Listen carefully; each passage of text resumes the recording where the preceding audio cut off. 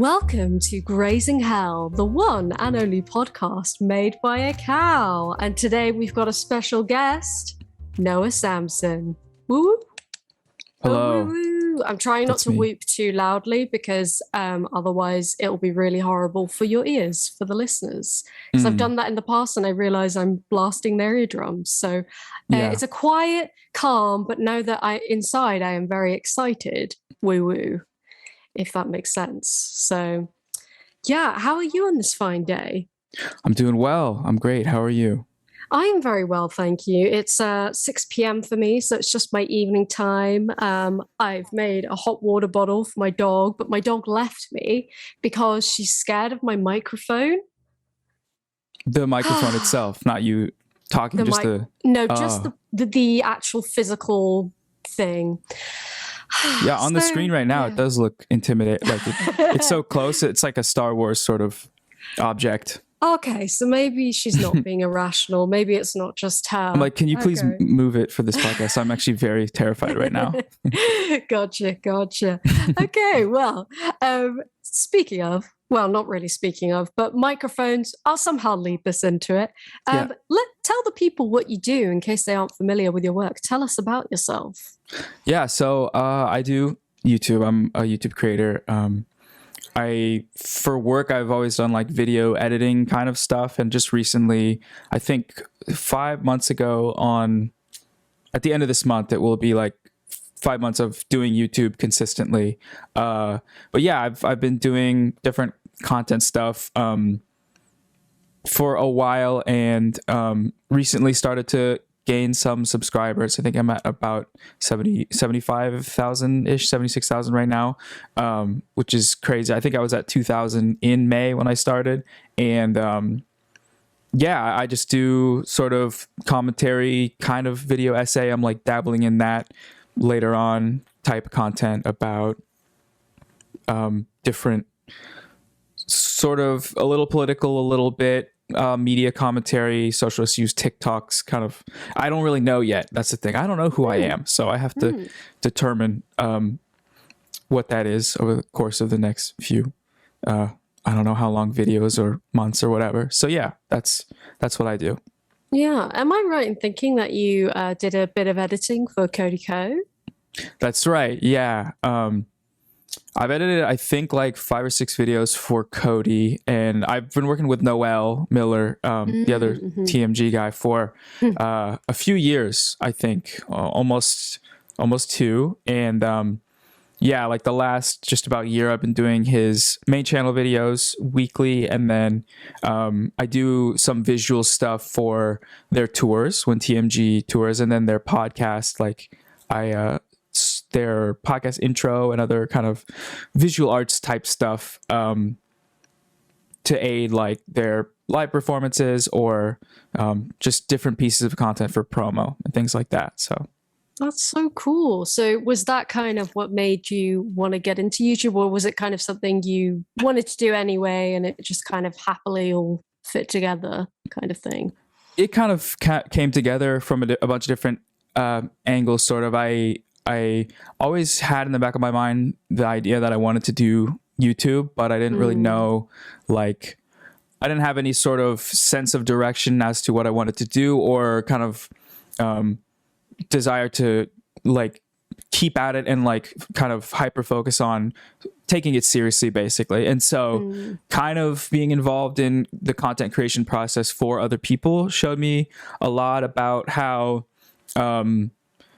it works when you're sort of developing a voice with your content and dealing with audiences and things like that. And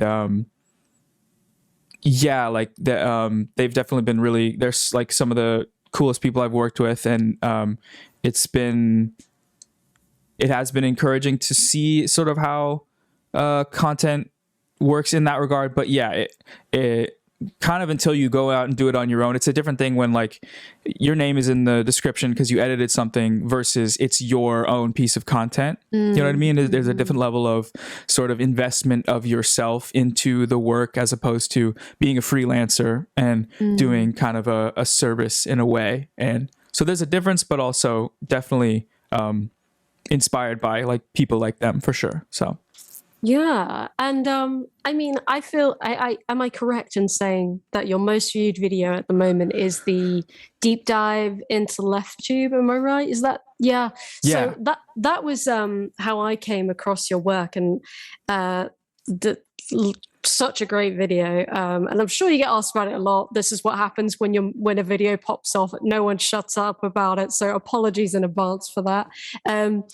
Basically, Noah made a video that was like a really sort of deep dive in a guide, a practical guide to leftist YouTube. And do you want to just tell us what made you want to make that, and just tell us about the video because it's a good one. Yeah. Oh, thank you very much. I kind of stumbled upon what people have defined as leftist YouTube, or breadtube is the kind of older definition for it. And I stumbled upon it because I was always kind of involved in online politics, at least kind of following it and listening to some podcasts and things like that. But then a friend of mine sent me a video from somebody. It was H Bomber Guy. I'm not sure if you're familiar, but it was, I think, yeah, he's amazing.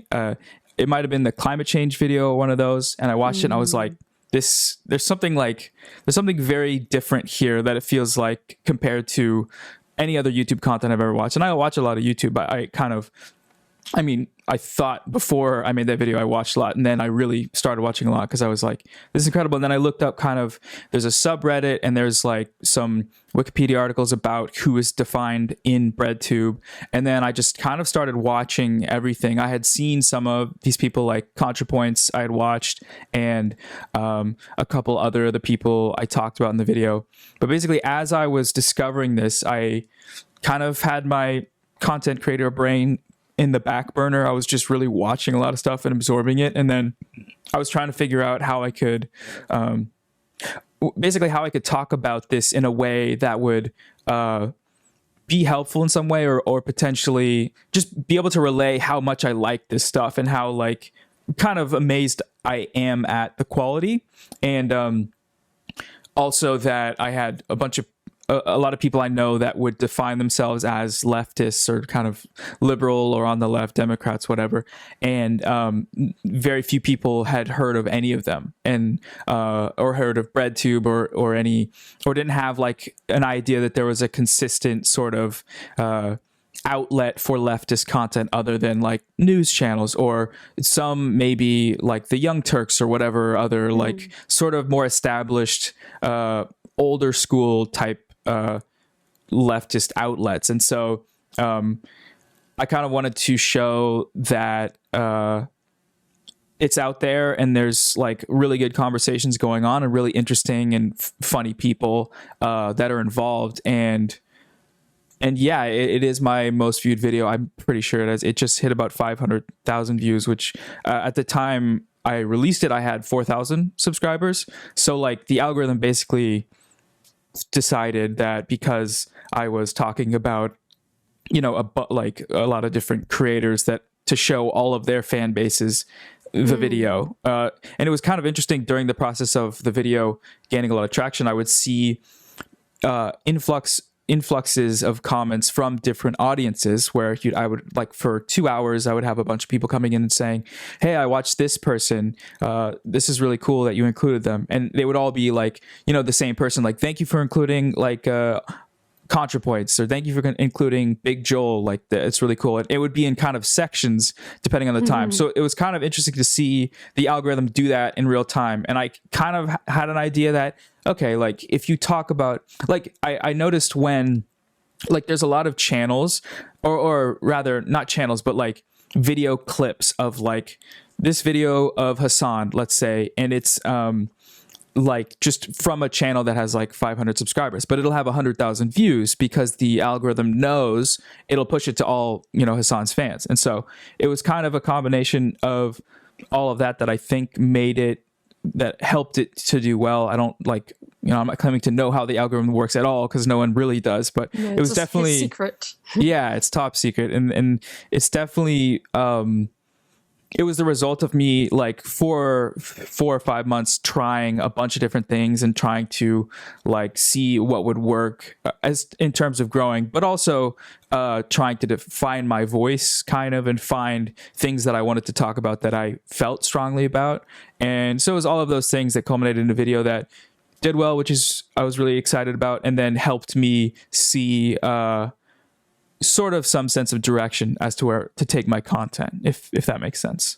So yeah. Absolutely. And I mean, since you made a very long ass video about LeftTube, would you describe yourself as LeftTube? Because you talk about sort of left-leaning stuff, you know, you talk about weird misogynists on TikTok and that kind of thing. So how would you describe yourself that way? I think the last handful of videos I've done have been like that, and I probably, as I make more, will be more open to that definition, because I've talked about, like, you know, transphobia. Ben Shapiro kind of covered stuff like that, and so basically once I discovered the BreadTube subreddit, I started making leftist content knowing that it would work, but mainly knowing that these are things I like talking about. So I guess I would, as of now, use that definition probably just based on like the last, let's say, month or two of videos talking about leftist stuff. I was gonna say, because I was having a little dig, you know, of course, always before I have a guest on. Some of your older stuff, you have these sketches and they're really funny, like especially the Epstein one. That one actually, that made me laugh out loud. It was so good. Thank you. Yeah, no, and the Chrissy Teigen one and that kind of thing. Because you've done skits as well and that kind of thing. So it's I think we all have this when we're on YouTube. When we start out, we end up going to something that we didn't expect when we first started out. Like my first few videos were photography videos because that's my day job, or it was before this all blew the fuck up. But like I still do it, but it's on the side now. And yeah, I think it's just interesting how we all evolve kind of in a way that maybe we wouldn't predict. Find a voice and see what people want, and then kind of listen to that, but also listen to how it makes you feel, how you feel about the work that you've made. You mentioned sketches, and I actually didn't I uploaded those sketches all kind of at once because in like 2017 is when I first started kind of making content. I would release sketches on Twitter.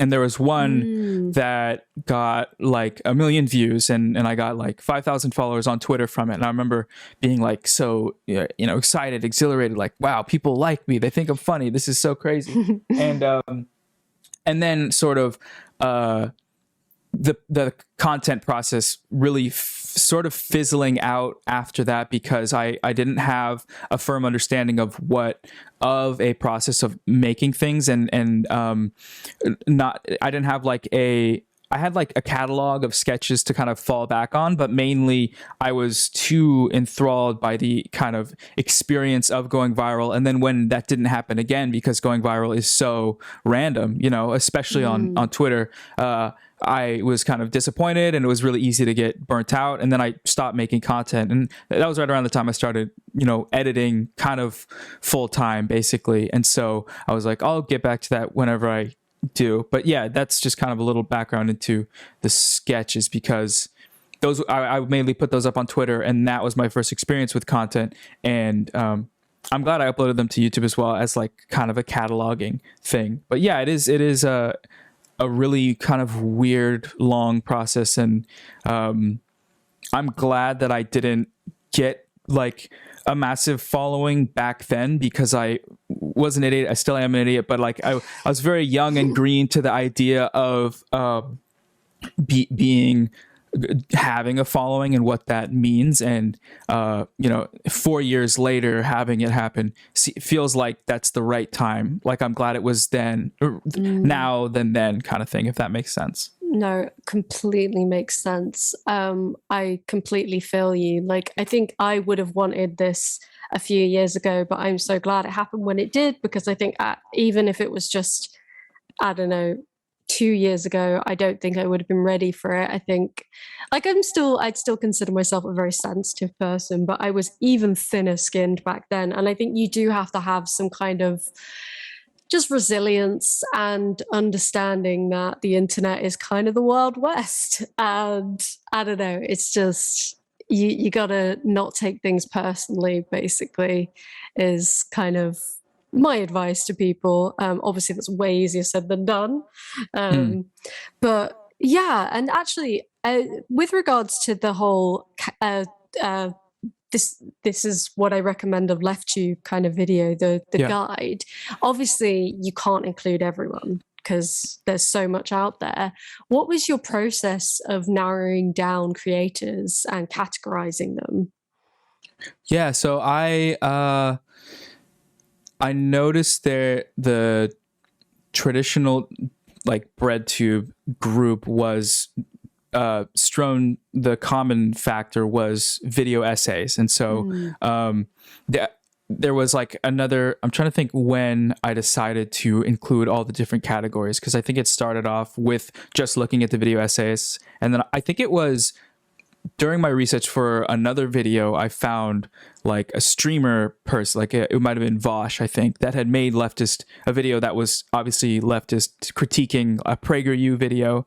And so that's when I was like, okay, there's another part of this sort of ecosystem.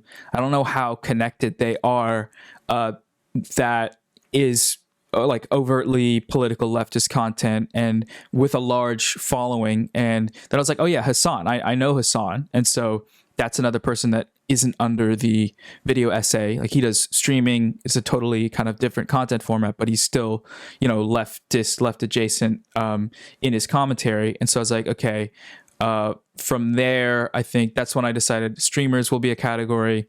And then, video essayists had already been one. And then, commentary is where it's kind of difficult because with definitions, a person's YouTube catalog can be so diverse and different. Like when I mentioned you in the commentary channel, I know you have like proper video essays as well. And I think, would you define yourself as a commentary channel or a video essayist? Because that's kind of where the gray area begins. But it's a good question. I mean, I think I'm leaning more towards video essays now, but definitely at the beginning I was commentary. Like if you were to count up my videos and do a tally, I think it would be fair to say I'm commentary. Whereas if you were to just look at the last three, then perhaps video essay. So it's really, I know what you mean. I think you can be multiple things, unless you're someone like ContraPoints who makes full-length feature films, so she posts like 3 times a year, then she is definitely video essays. But I think most of us come sort of in between or are multiple things. So yeah. When you were starting, were there YouTube people that you had watched, or was there like a style of content like commentary that kind of showed you like a model of what potentially you could be, or things that you liked type of content? Yeah. So, I mean, when I first started out, excuse me, sorry, pardon me. And I still do. I was very into, Curtis Connor, Jarvis Johnson, obviously Cody, that kind of thing. So comedic commentary.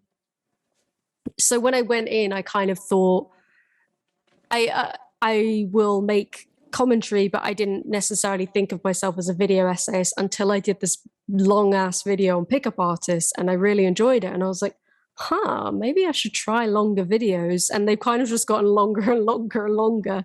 So now I'm like, kind of by default, I've become a video essayist because they're just the pure length of the videos. So yeah, I think for me, the comedy was first, whereas now it's kind of, I'd say, because of also part of growing as well, it's really important to make sure that you're sending the right information out and fact checking everything. So now I'm like, okay, well, informing is kind of the first priority, and then the comedy is kind of the byproduct, I'd say. At least that's how I describe it. But I mean, honestly, I think so many people, the way they describe their own work probably differs massively to what their audiences say, or even what, just others say, So I don't know if that even translates to my audience. Who knows? So it's hard to know how people view your work. Right. It's really interesting. Like most of the people I've talked to, whether they make content or not, I think first kind of fell in love with YouTube or figured out that it was really like the best content was like the Vine creators wave of comedy commentary, kind of like Cody and all those people. And that was like one of the biggest, videos were kind of the commentary of, look at this, it's really silly, I'm going to make fun of it, make jokes, and get like a lot of views. But it's interesting to me, like that, the way sort of those audiences have been built. And now as I've been looking more into video essay stuff, it's like there's definitely audiences there, but in terms of like the I don't know if cream of the crop or like the most influential to YouTube as a genre are those, in my opinion, like a lot of those Vine people to commentary. And like when I was starting out, it was interesting because you have this conception when you watch someone like Cody where he's reacting to stuff and it's like, okay, well, if I just did that same thing, if I sat down and like watched a video, paused it, and then made a joke or like just talked about it, it'd be funny. But then you go and do that and you're like, oh my God, like this is awful. Like if I release this, I would have people with pitchforks outside of my home. Like it's really like a skill as well as an interesting requirement or an interesting like level of competence with regard to producing something like that that's sort of required. And so that's a part of like the learning process of starting to do it is realizing when you've made something that's like not that good, and you kind of always have to have that voice in your head that's like, is this good? And it's good to keep that. But definitely I think when it comes to video essays, it gives you sort of more freedom to structure and make jokes and kind of produce things. And I think a lot of commentary channels do involve some, I think like someone like Curtis probably does a fair amount of at least structuring, at least formatting. That's just my guess. I don't know for sure, but based on, I get that impression too. Yeah. So it's like, it's just interesting, the different types of content formats and the way sort of people have kind of grown to love it and the way it's evolving as well. That's just interesting. Sorry, bit of a ramble there, but no, exactly. And I really think it's really important what you said about the whole like Cody, the videos are really funny. And I think sometimes people see that and just think, oh, it's just a guy making jokes. But I think you're absolutely right. There's such a huge difference. And this is the same for movie commentary channels. So good ones like Trin Lovell, Dylan is in Trouble. Who's another one that I really like? Your Internet Mum Ash. Like basically there's a big difference between commentary and then I guess reaction, or just sitting there watching something and occasionally saying a word or two. There's a big difference between that and commentary, where someone is, because often there'll be like Easter eggs, they'll do callbacks later on in the video, like they very much have a take, and what's funny about it is their sense of humor and their kind of, that kind of thing, which I don't think anyone else can do. And that's what's great about commentary. And I think, but as you say, like, I think sometimes people see that and they think it's as simple as, oh, I just find something goofy and talk about it and then it will be inherently funny. And it's more than that. And I think this is part of,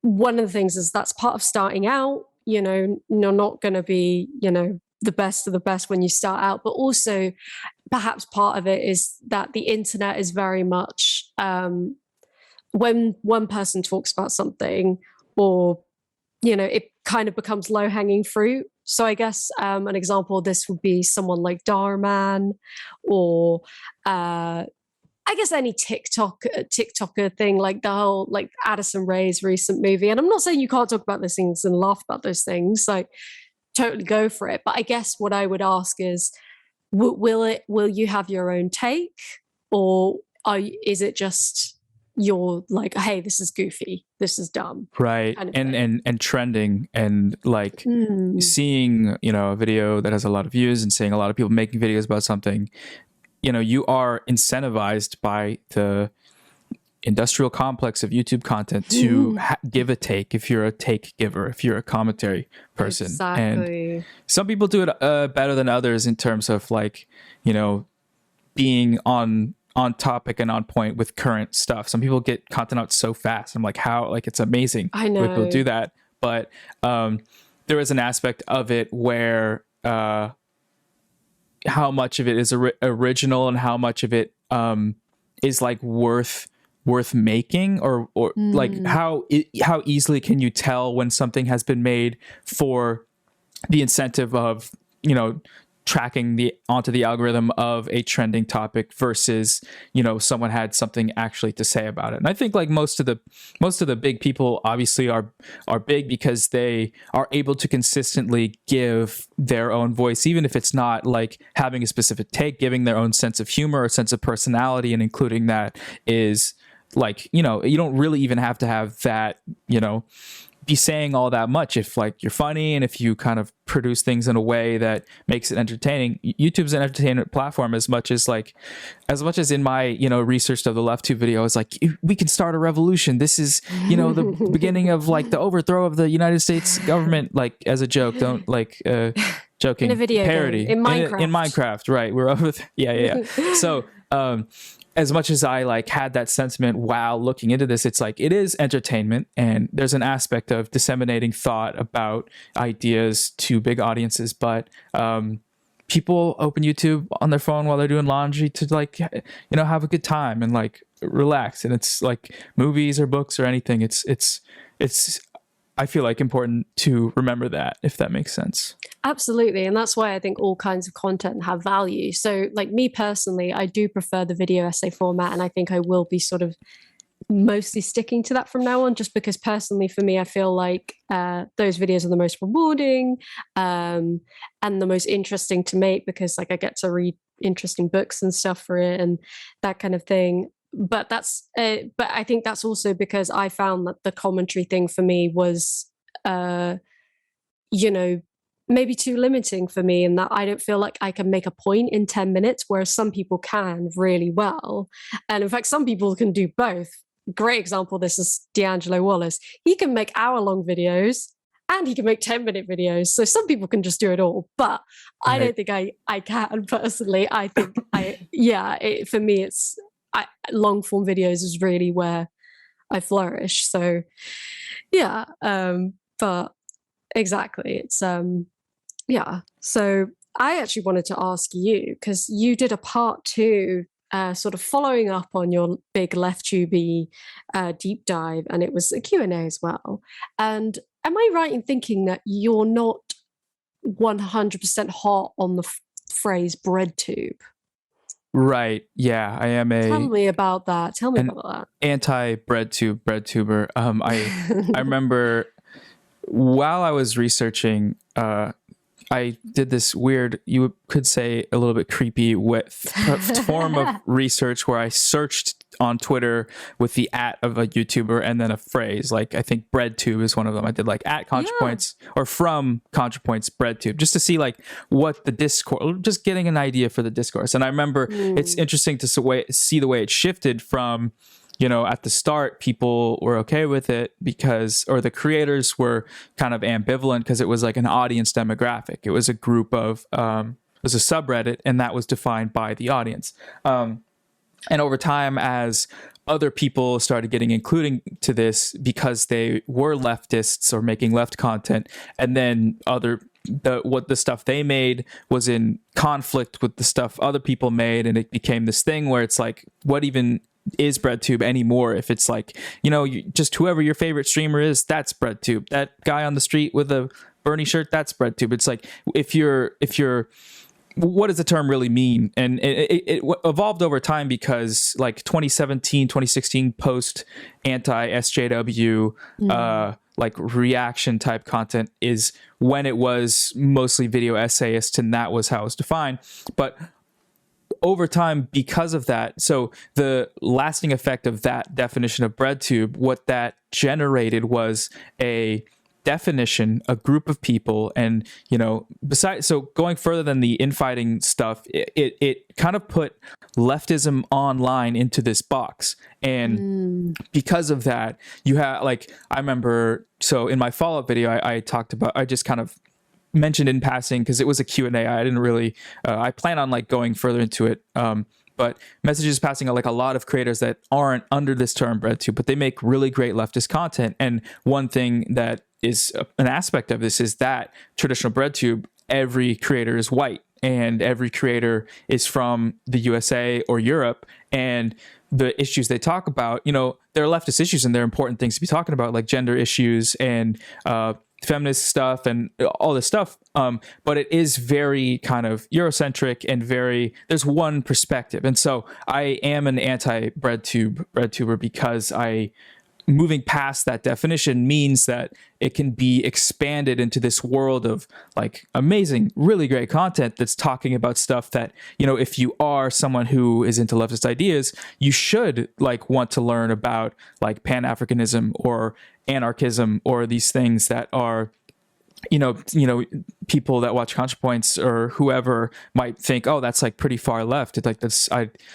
I'm not really interested in that, and that's probably fine. But if what is limiting you from exploring that content is the fact that these BreadTubers are all in this box, and the algorithm also says that they're in this box, so they're showing you this same group, then that's a problem, because that's not on your agency. That's allowing sort of a platform to determine what you think, And so I am, there's like a couple ways people have put it, like Daniel Torres in this really great video. He's a smaller YouTuber, but his a couple years ago it was I think a response to the phrase that like LeftTube or BreadTube is too white, and he mentions this term of the second wave of LeftTube. And so BreadTube and like LeftTube is better. Leftist YouTube, I realized, was a mistake in titling it that, or maybe it was. I got a lot of flack from leftists or whatever, because it's like,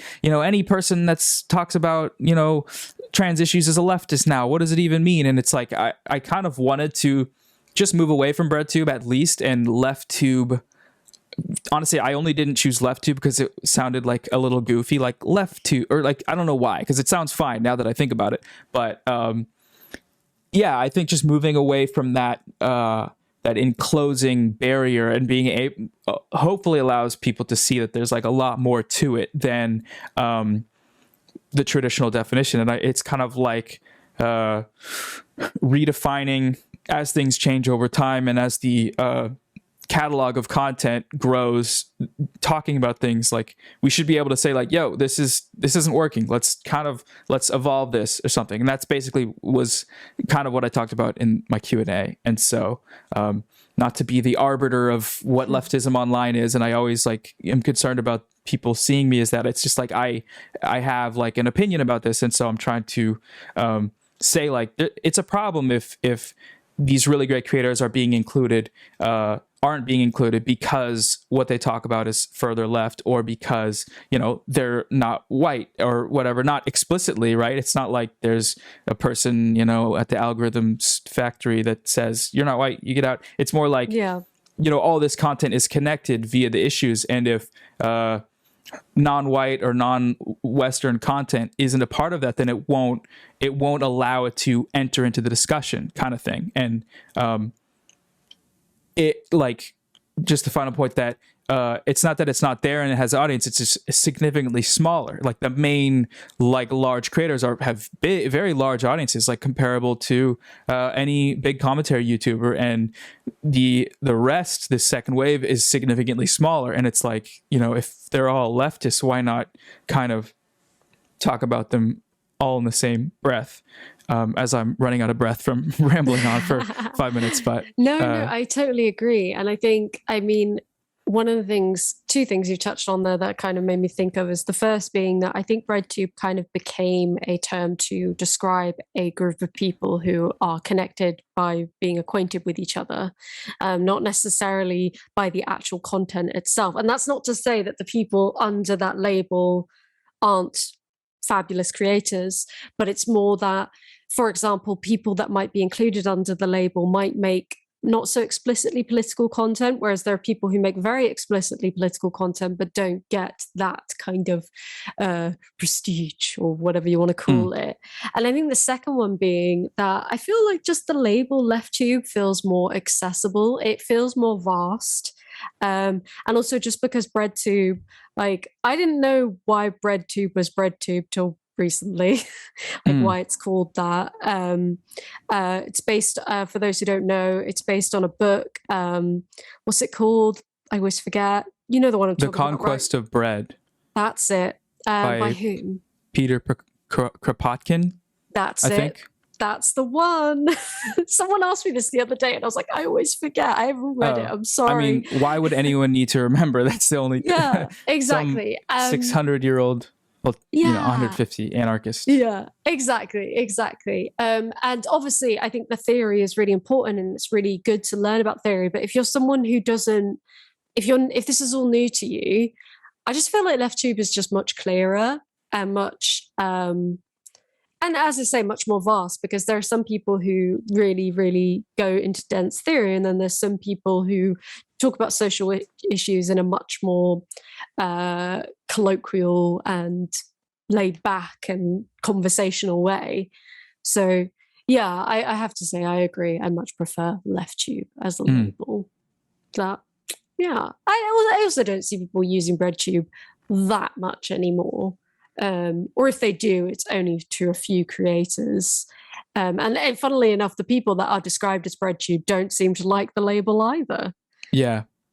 People like ContraPoints and stuff. They seem to want to disavow it. So I started to talk about that at the beginning of what I was saying, but it's like when I searched for creators talking about BreadTube, every single tweet was like, stop saying this, stop. Like, this is it's like people are acting like we're like the Avengers or something. Like it's this weird, it's fan fiction. They're like, BreadTube all hang out in a clubhouse, and it's like every single one of them disavows it, but it lives on because there's a subreddit that's like, a bit of a problem. But yeah, it's a great point that it is in circulation less, definitely now. So yeah, exactly. And I think, as you say, there is kind of this second wave. And interestingly, I think I don't know, the first wave of it fascinates me because, I mean, correct me if I'm wrong, but I think of the first wave as people who are either during or just after that anti-SJW era, right? Yeah, definitely. So I don't know how they did it because, Christ almighty, I would not have been able to do what I do back then. I could not deal with no, absolutely not. I mean, so in a way, I think it's good to talk about that because it's like, I'm very thankful to those creators because I feel like in a way they made the platform safer for this genre to prosper. Perhaps absolutely. Perhaps LeftTube couldn't be a thing today if anti-SJW perpetual Nazi algorithm machine wasn't busted down. I mean, it's still there a bit, obviously, but you know what I mean? Like, it was a thing, wasn't it? 2016 YouTube. Yeah, that, like, I was initially, when I made that video, the first whole section was about the history of leftist YouTube, which can only really be viewed through the lens of right-wing YouTube or right-wing content, right-wing including the super far right stuff, but mainly consisting of anti-SJW, anti-feminist stuff. And it's kind of like an interesting track, but I would like wholeheartedly agree with the statement that LeftTube wouldn't be a thing without like that. Because it's like someone in a Slate article described it as like an immune system response. YouTube's immune system coming to the aid of seeing this, serious problem of, all these people spending all their time, baselessly demonizing feminists like Anita Sarkeesian or like Gamergate stuff, and like the horrible abuse that entailed, not just from the creators themselves, but from their fans and from 4chan stuff and the subreddits. And so it was needed, and it was it was probably bound to happen, but that wouldn't have happened without that. And now, like you said, it's like a much sort of safer and well accepted place to be talking about feminism or just leftist stuff. And that's a really good thing. And then like what I've been looking at now is getting into the next step of like, so the second wave or third wave or whatever, is like, because all that stuff is built on a reaction. So it's like, it technically is reactionary. Like the first reactionary is the like, oh, look at this blue-haired person that's screaming at college. They're so bad. Look at that, blah, blah. That's reactionary. The next one is like, okay, Ben Shapiro, you got to relax. Like this is, garbage content. You're not funny. We can talk about it. That's also reactionary. And then so because of its nature as a reactionary force, like you can't in the same video be like, okay, Ben Shapiro here is saying trans people don't exist. That's bad. So now we're going to be talking about intersectional feminism and why blah, blah, blah, blah. Like you can only go so far in your discussion of the idea from the starting point of super far right racism, misogyny, transphobia. Like you can, within a span of a video or within a span of a creator's catalog, only divorce yourself from that so far. So while it is a necessary movement and a complete, like an important one that like, I have like so much respect for people like that made that stuff when they did, it's like now we're at a place where we can start kind of moving forward actually in the discussion, or moving in places that are, more interesting and more cognizant towards the needs of the communities that were being exploited and or demonized throughout the history of it. So it's like now we can start going further left, which is good, but it's like who's doing that and how is it happening? That's kind of to be determined or to be explored, because it's happening. It's just yeah. Well, I absolutely love that, what you're saying, because honestly, I relate to that so much. Funnily enough, and I believe I found her through you. Professor Flowers did a video about, why is it on Left and LeftTube we're expected to like convert Nazis? I don't know if you've seen that one of hers. Oh, yeah. And I totally relate to that, because sometimes I get comments that are like, oh, if you make jokes about heterosexuality or whatever, or this X and Y, you're not going to get these people on your side. And I'm like, maybe, I don't know. I just think sometimes people expect the role of LeftTube to be de-radicalizing 14-year-olds who are about to become Nazis. And it's like, A, would they listen to me anyway? And B, maybe that's not everyone's role. Don't get me wrong, that stuff is really important. And there are some people who do that really well. But what if and the thing is, my audience is overwhelmingly women, according to the YouTube analytics. Now, I don't know. Yeah, they don't actually show a non-binary option. They just show men and women. So it could be non-binary people too. But yeah, basically, not dudes, basically. They're the minority, which is different for other creators. So perhaps my audience wants like a different kind of thing. So I don't know. I just do find those comments a little bit exasperating, because it's like, maybe it's not for those people. Maybe my content's for people who are in on the joke. Obviously I don't want to like it to be an echo chamber, because that's a phrase that's used a lot. And I do sometimes think it's a bit weaponized. Like there's still a lot of disagreement in the comments, but I don't have to start from the starting point of questioning whether, as you say, being trans is real. That's out of the question for me. I'm not even going to entertain stuff like that. Like, no, I don't need to explain to you why that's just a ridiculous discussion to have. And I know for some people, they are still having that discussion. And if you want to have that discussion, fine. But I just don't want that kind. For me, it's like, I don't want the kind of audience where, that's up for debate, because it's not. It just isn't. Sorry. So yeah, I do find this very exasperating, as I'm sure you can tell. just real quick, that's like, ideally there's a future where we don't even have to have this addendum where we say, it's good that people are convincing Nazis not to be Nazis. That's an important part of the platform. It's like, ideally there's a space where like we can come on and like talk about this over here the whole time, and we don't even have to waste a breath on like, and if you are racist, we just want to let you know, you are loved and valued, but it's like we just disagree with you. It's like we don't have to do that, and ideally there's a future where like, in this hypothetical conversation it doesn't happen, but it's still, that's like very representative of why it is still the lingering effect of the right manosphere, like white cis kind of genre it's going to be an amount of time before it's completely divorced. But there are obviously like left spaces, and they exist. But yeah, just to kind of briefly mention that on your point about like Professor Fowler's video is very, I've said that to a lot of people about like, why just asking the question, why do we have to debate Nazis? It's like, and part of the problem is like, there's a lot of very prominent creators that stand by the fact that, like, I've seen some just ridiculous clips where people are saying, I would argue that,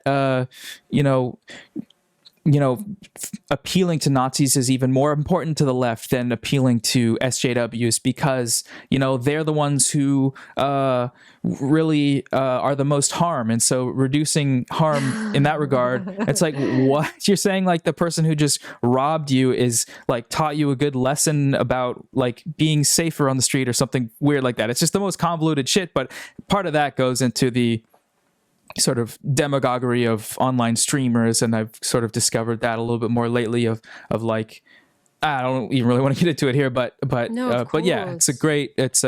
yeah, you brought up a really good point there. So. Well, exactly. And I exactly, it's kind of and I think not just the left, but I think liberals are very guilty of this. The Democrats are a classic example of this. It's or a lot of social media platforms like Facebook or whatever. I'm not saying they're leftists or whatever, but like it's kind of trying to appease the right and make it more palatable for the right. It's like, oh, how are we going to get them on our side?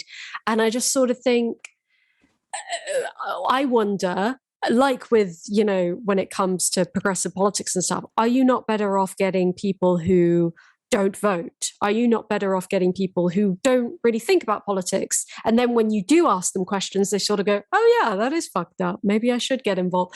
Rather than trying to get really like people who are already really into politics, but just the complete opposite politics. Because I think, I don't know, I just think it just feels like a losing battle. And it's also just engaging with them where a lot of these people, they're grifters, right? Like if you debate, like, I don't know, Steven Crowder or whatever, it's like, who benefits? Steven Crowder and his audience. So I mean, don't get me wrong, like some people are very good at debating. So if that's what they want to do with their time, respect to them. I'm terrible at debating, so maybe that's why I would say that. But I don't know. I just wonder if there just seems to be this expectation that our role is to change minds. And obviously that is a really important part of it, but a lot of it is being on the ground. And you were talking about this actually in your follow-up. There's, or was it a question that was asked, basically saying that I don't know if a lot of online leftists do enough groundwork and like actual, I don't know how you describe it, but, and I would definitely say that's a thing I would want to be more active in, encouraging people to actually do stuff as opposed to just trying to convert people, basically. It's kind of what I was getting at, but yeah. Yeah.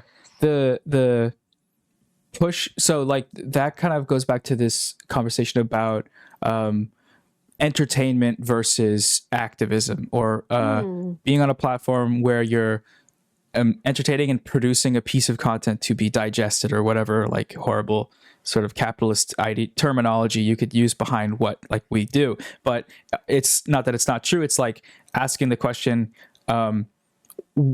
is anything really changing? Because you have stuff like Bernie running and losing 2 elections in a row, and he's the leftist candidate. I know, tragically, but like what's the real influence? And then you have like all these like organizations. I'm not really even that familiar, but I know like the a really common critique of LeftTube is that there's not enough of a push to organize or develop real world resources and improve the material conditions of like XYZ group. And it is more focused on the like ethereal sort of discussions of theory or ideas or just creating entertainment. And it's all really good, but also there are people who are doing that stuff and who are like on YouTube. They're like Saint Andrewism is a really great channel. I don't know if you've heard of him. Ooh, he's really good, and a lot of his content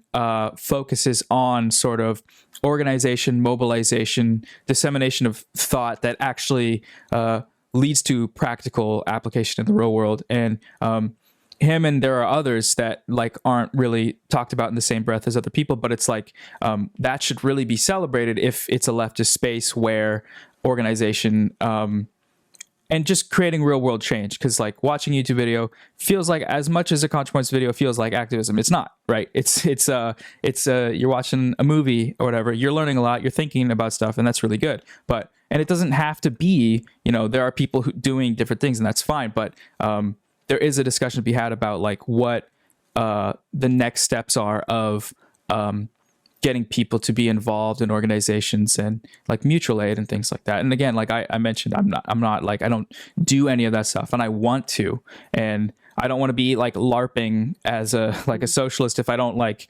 somehow contribute to it in a way that's further than me making money off it on YouTube. Not that that's bad either. That's like, even there, I'm like using terms that are kind of sort of demonizing what we do, and that's not like the goal, obviously. But there is definitely like a conversation there that eventually should be had. Exactly. Yeah. Like, yeah, you're not throwing the baby out with the bathwater. You're not saying that, you know, you can't earn money making leftist content. You know, that's not the issue. It's just that's just one part of it.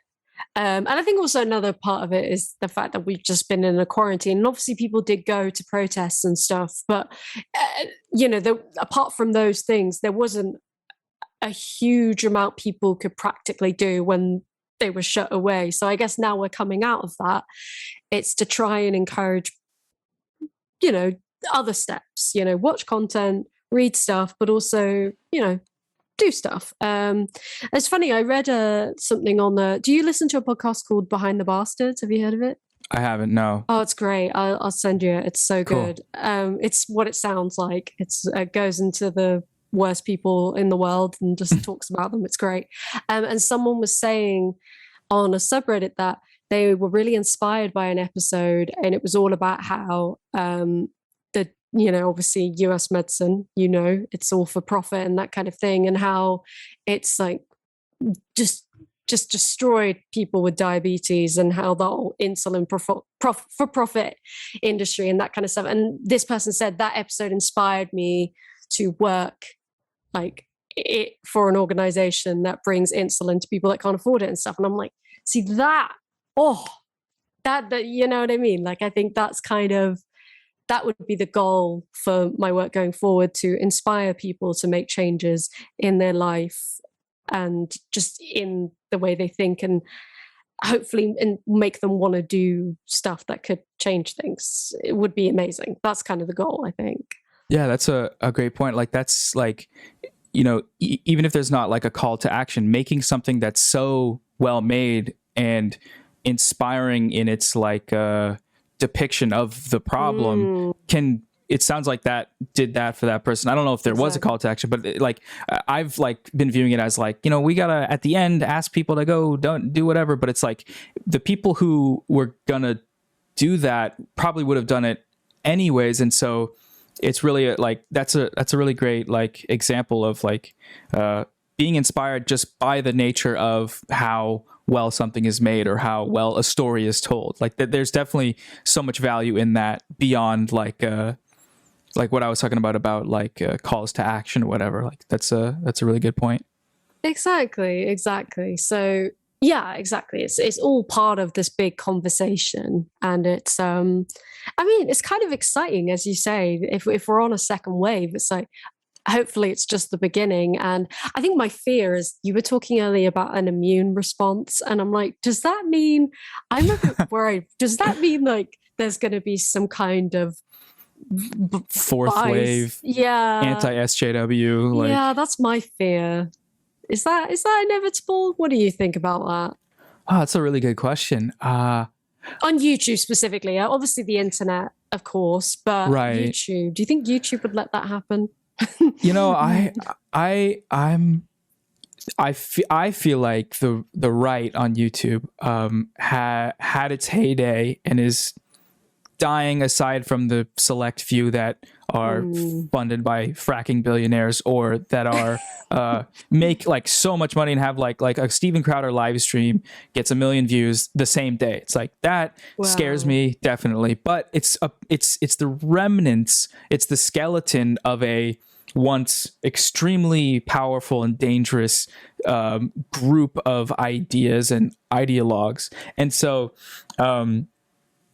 yeah, what I see as a difference in the new wave of left content, and specifically the difference between that and the old wave of right-wing content, is that there's a level of empathy and sort of honesty involved with left content that is not replicated on the right. It's like the source of entertainment on the right is like, look at this, these people are so bad and stupid, we are so much better. And there's definitely that on the left, right? But as opposed to looking at someone and making fun of them because they're like having an SJW freak out, we're looking at someone who is actually causing harm to society, and they are a part of a hierarchical structure of harm, a part of the patriarchy, a part of like white conservatism or even white liberalism, that are causing direct harm to like communities that like not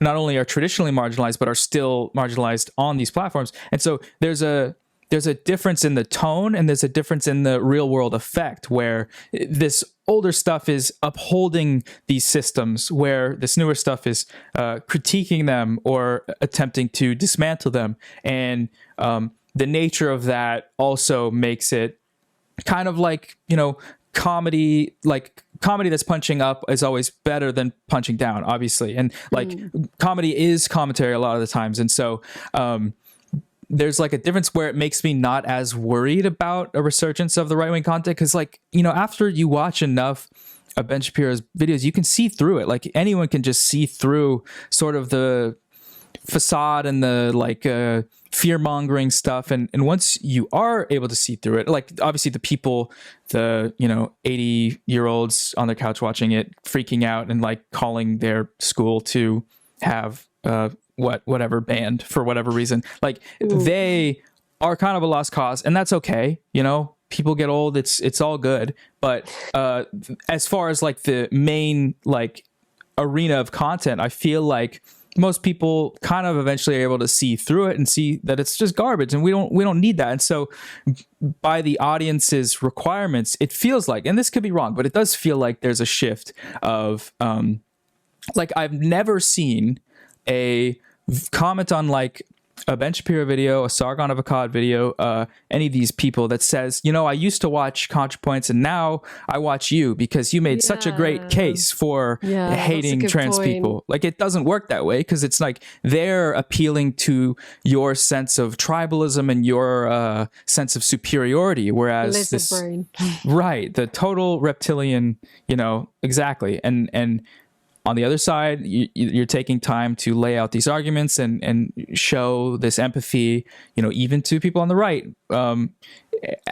as a way, like, or as a format that feels like there's more longevity there. Could be wrong. I hope it's not wrong. Like you said, the third wave right tube would be terrifying and would be like, it's very not desired, but I feel like there's a positive direction that things are moving, at least right now. So I suppose I mean, I agree. I hope you're right too, and I think now that you explain it, I think that makes sense. And I think also when it comes to misinformation, kind of not enough is being done, but in a way the jig is up a bit, right? Like how YouTube, when it comes to like coronavirus denying content and that kind of thing, they've kind of gotten to a point where they're like, okay, we cannot legally get away with people doing this and making money off it.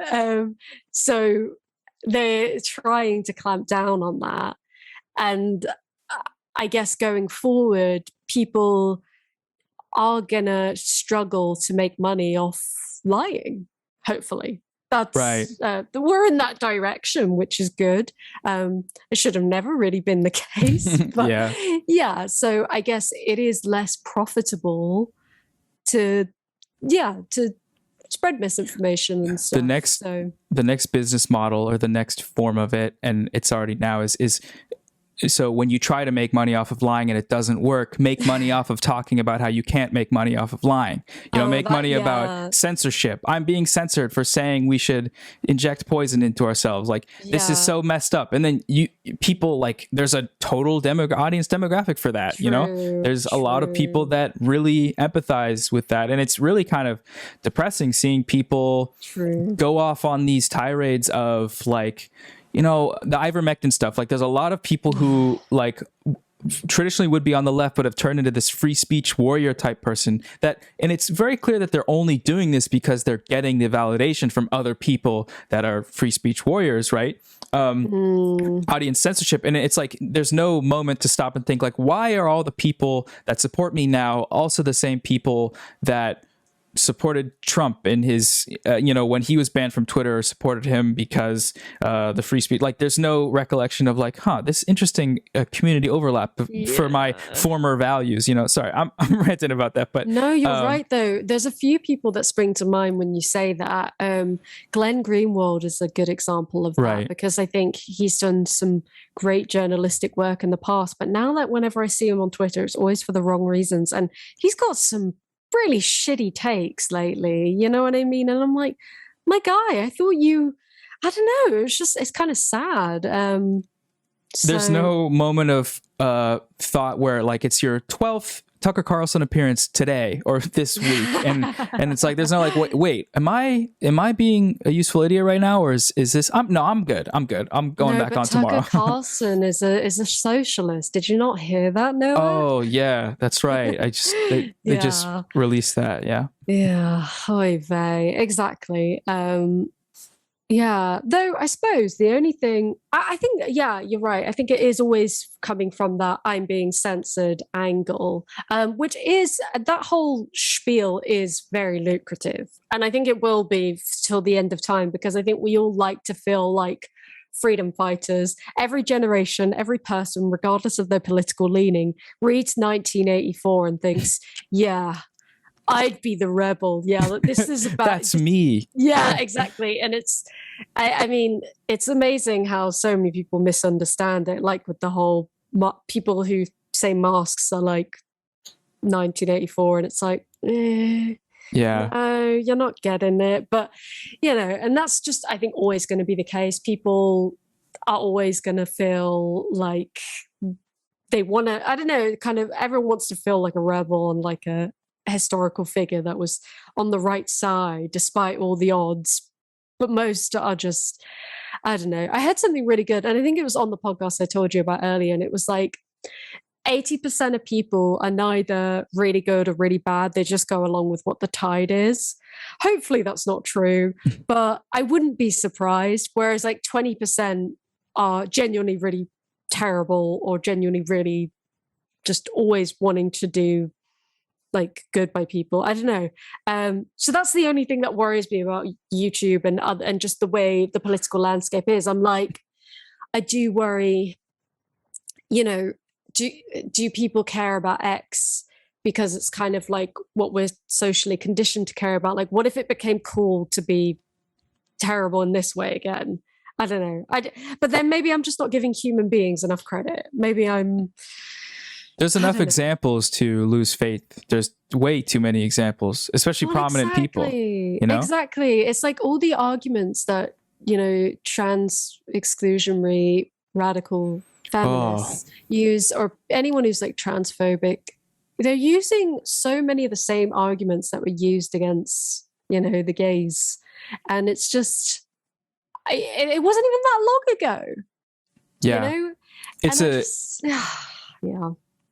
Oh yeah, like that's I had like an interaction with a turf YouTuber recently, and I guess I could get into it, but don't worry, like just on that point of like the same arguments for transphobia that quote unquote feminists are making are the exact same arguments made to marginalize people for like literally women and LGBTQ people. So like these people, when they come on their speaking tours from, they're from the UK, which I don't know, that's like probably a thing that so many turfs from Turf Island, right? And like I didn't want to be rude, but that's like people have used that term, but no, they come to the US. Yeah, they come to the US, and then they get like a speaking appearance at like conservative think tanks, and they don't think twice about it. And it's amazing, the cognitive dissonance, just because you're getting attention and money. And I get it, because I've been in a place where I had my first experience on social media success, and like, who knows what would have happened if I don't know, like the American Liberty Foundation would have reached out to me for whatever thing to make a comedy sketch about CRT. Like, I don't know what that would be like, but also there has to be a point where you call yourself a feminist, but you are just being hateful. Like, so the turf YouTuber, I'm just going to mention this briefly, but so they found my video about TikTok misogyny, and they got into an argument in the comments, and the basis of their claim was like, we don't need men to speak for us about misogyny. We can do it ourselves or something. And like part of it, I mean, it's like a very regressive sort of golden retriever brain view of what feminism is, like feminism is for ladies only or whatever. Like it was very demonstrative of the lack of critical thinking. But then I like looked at this person's content, and they have like 5,000 subscribers, so it's like a decent amount of people to be supporting what this person makes, which was these like 2-hour long live streams of talking about prominent trans creators in just the most horrible ways, just like dead naming, misgendering the whole time deliberately, and not even think like you can tell the sort of the satisfaction or like the rebellious, kind of like you were saying, like I'm a freedom fighter because XYZ about trans people being dangerous, which is just all garbage nonsense. But like there's something more there of like grifting and being a hateful person that really does amaze me. And I hope like with regards to like journalism in the UK, there's like definitely a significant like mainstream journalistic support for these gender critical ideas, and it's kind of disturbing, but hopefully eventually this conversation can proceed. I don't know if it will take J.K. Rowling writing a book about like a good book about a trans character. Will that happen? No, but like I don't know what it will take. Yeah, I don't know what it will take for this conversation to evolve, but it's very it's just depressing. I don't know, the fact that it's I won't make you call out the creator, but are they British? No, they're not. Okay. Yeah, so that's a good step. Yeah. It's a good step for the island. The turf island thing is true. It's our media is getting way out of hand. It's ridiculous. Like there's a lot of discourse about this on Twitter, how there are gender criticals in The Guardian being like, why can't women speak up? They're being censored, whilst The Guardian cuts out Margaret Atwood, Judith Butler talking about the fascistic nature of gender critical thinking, because a lot of it is like, right, let's follow this person into the bathroom and demand we find out, what their parts are and all this. It's like, yeah, that's pretty fascistic, but I'm not allowed to say that because, so much of like the media class is gender critical or whatever. And just, yeah, it's actually I remember what earlier on in my time, someone commented on my video like, I really enjoyed this video, but I just was wondering, would I be welcome in your community as a trans woman? And at first I was like, oh god, that's heartbreaking, but then I realized kind of don't blame them for asking, just because I hadn't like made it crystal clear at that point, like it just hadn't come up. But like if all the prominent TERFs you're seeing happen to be British feminists, if you see a British feminist YouTuber, I would understand why alarm bells go off. Not to be xenophobic to Brits, but it's funny. It's like now there's a new argument in the traditional US versus UK Twitter discourse is like, oh, you guys eat beans on toast, what the hell's wrong with you guys? And the response is that the response has like 5,000 likes. It's like, hey, at least I can go to school without getting shot. And then it's like, oh, and then now you can add on the next one, be like, hey, at least it's not turf island, at least I'm not a turf, something. You can add to the discourse, the hilarious discourse that always, it's kind of turned back around on us. Yeah, exactly. But well, this has been absolutely delightful. I feel agree. like we've covered so much. I'm excited to think of titles for this. I might send you some. I've already got some ideas, and I'm like, oh, yeah. I love titling these episodes. Usually I find it harder, but with this one, I'm like, oh, I've already got them. Yeah. So do you want to tell the people where they can find you? Yeah, sure. YouTube, my YouTube is just Noah Samsen. That's my name, Samsen. And then all my links will be on there basically. But I use Twitter mostly, and it's twitter.com/nsamsen. So NSAMSEN. Thanks for the plug window. Yeah, of course. And as it is customary at the end of the podcast that we all say goodbye to the camera like in Toy Story. Right. Are you comfortable doing that? I am. Okay, beautiful. So in 3, 2, 1, we'll start saying bye-bye. Bye-bye now. Got it. Thank you. Yes. And thanks for coming, by the way. Yeah. Okay. Bye-bye. Bye-bye. Bye-bye now. Bye-bye now. Bye-bye. Bye-bye. Bye-bye now. Bye-bye. Bye-bye. Bye-bye. Cover the mic.